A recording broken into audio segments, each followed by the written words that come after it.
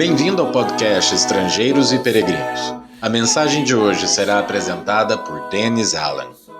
Hoje vamos refletir sobre a exaltação do Messias. A palavra Messias é a mesma palavra que às vezes é traduzida como Cristo ou pode ser traduzida como ungido, mas uma palavra que usamos especificamente para falar sobre Jesus Cristo. Vários dos salmos são citados no Novo Testamento para explicar a missão do Messias, o Cristo, e seus seguidores. Um dos mais ricos dessas profecias messiânicas do livro de Salmos é Salmo 2.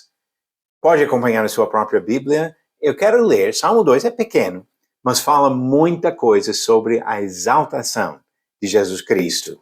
Salmo 2 diz: Por que se enfurecem as nações? E os povos imaginam coisas vãs.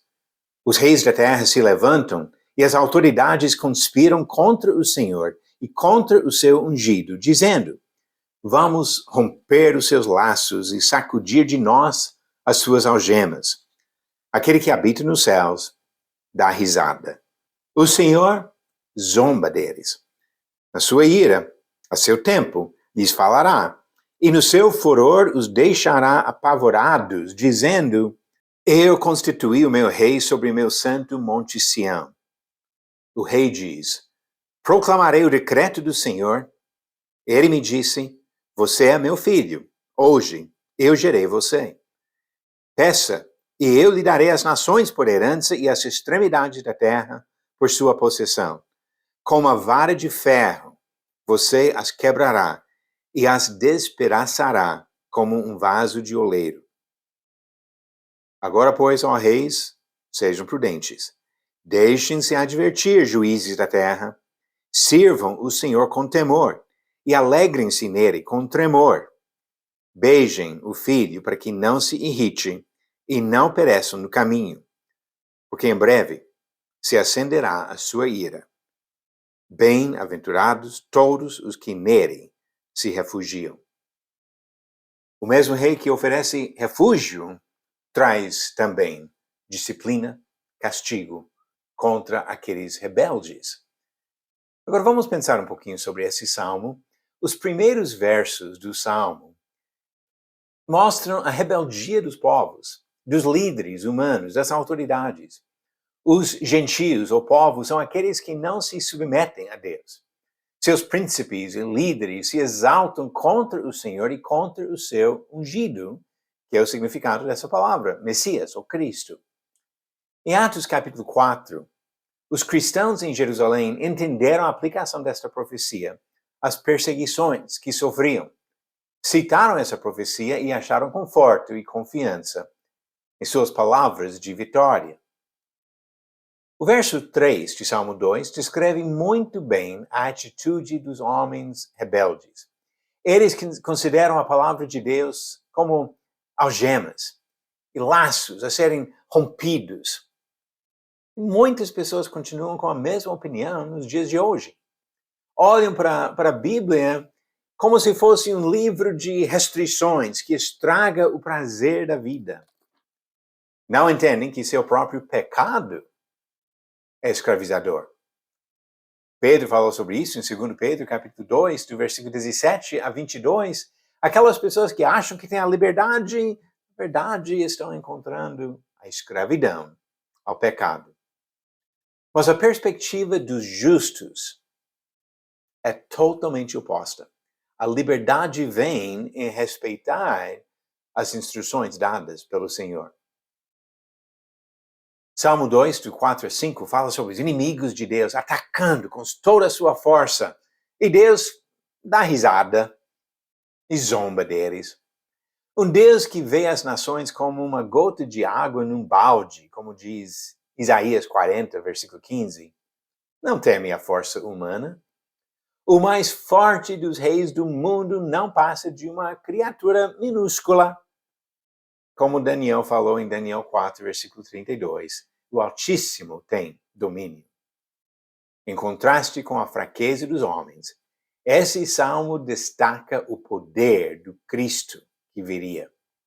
Deus fala sobre a coroação do Messias como um fato já realizado, no verso 6, mesmo revelando estas palavras 1000 anos antes da vinda de Jesus, ele usou o pretérito, dizendo, eu constituí o meu rei, para mostrar a certeza do cumprimento da profecia.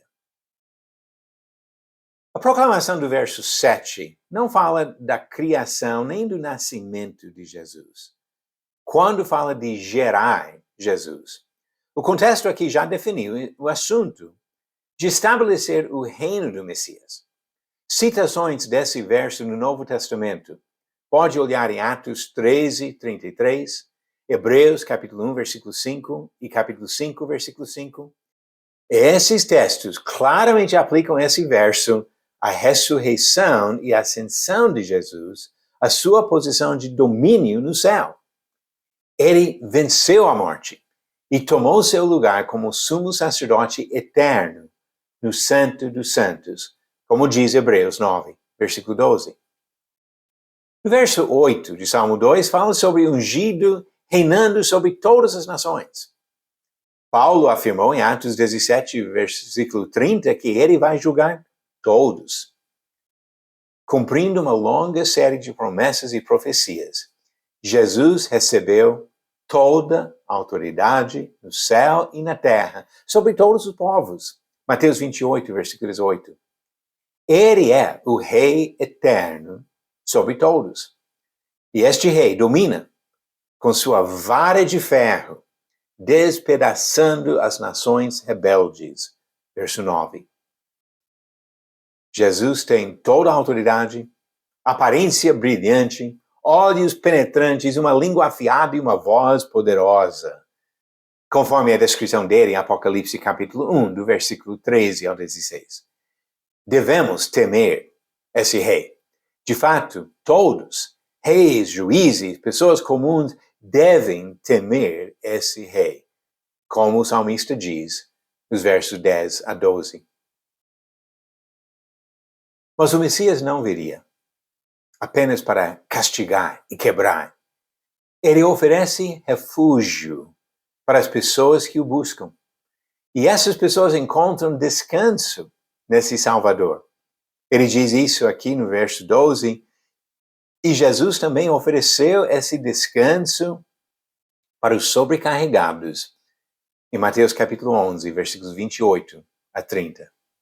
Deus mandou o seu Filho para dominar, para ser rei e para oferecer a salvação ao mundo.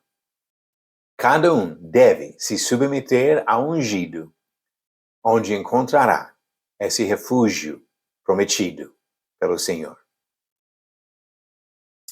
A pergunta bíblica de ontem foi: qual dos seguintes tipos de solo não faz parte da parábola do semeador? Alternativas: A, solo rochoso; B, solo espinhoso; C, solo encharcado; ou D, solo bom. A resposta correta, alternativa C, solo encharcado. Como diz em Marcos capítulo 4, no relato da parábola do semeador. E ao semear, uma parte caiu à beira do caminho, e vieram as aves e a comeram. Outra parte caiu em solo rochoso, onde a terra era pouca, e logo nasceu. Visto não ser profunda a terra, saindo porém o sol, a queimou, e porque não tinha raiz, secou-se. Outra parte caiu entre os espinhos, e os espinhos cresceram, e sufocaram, e não deu fruto. Outra, enfim, caiu em boa terra, e deu fruto. A semente brotou, cresceu, e produziu a 30, a 60 e a 100 por um. Então a resposta é certa. Solo encharcado não foi mencionado nesta parábola. E a pergunta de hoje vem do Antigo Testamento. Quem fez um bezerro de ouro no deserto de Sinai como objeto de adoração? Alternativas: A, Jeroboão; B, Arão; C, Acabe; ou D, Asaf. A resposta no final do próximo episódio. Jesus, Cristo, ungido, Messias, reina sobre todas as nações. Todas as nações devem se submeter a ele, mas vamos falar sobre nossa responsabilidade individualmente. Eu preciso me submeter ao Rei. Você precisa se submeter ao Rei, e assim vamos encontrar refúgio e descanso eterno, que só Jesus pode nos oferecer. Obrigado por nos acompanhar nessa jornada pelas Escrituras. Volte amanhã para ouvir mais uma mensagem do podcast Estrangeiros e Peregrinos.